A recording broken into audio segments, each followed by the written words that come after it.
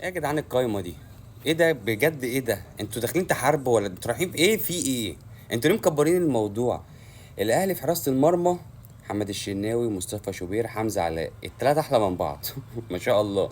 الدفاع محمد هاني، خالد عبد الفتاح، اكرم توفيق، ياسر ابراهيم، يوسف ايمن، ده الجديد، اشرف دراي، رامي ربيعة، يحيى عطية الله، كريم الدبيس، عمر كمال.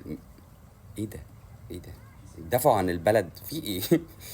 في الوسط بقى عمر الساعي دخل بقى خلاص في القايمة، عمر السولية، أحمد نبيل كوكا، مروان عطية، محمد مجدي قفشة، إمام عاشور، كريم ندفد، طاهر محمد طاهر، رضا سليم. إيه يا جدعان؟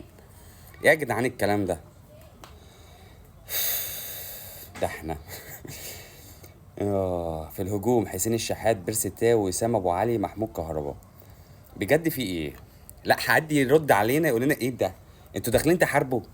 دي كرة قدم يا جدعان، يعني عادي ممكن تخسر ممكن انت بالمنظر ده مفيش خسارة المنظر ده. انتوا عايزين ايه؟ بجد عايزين ايه؟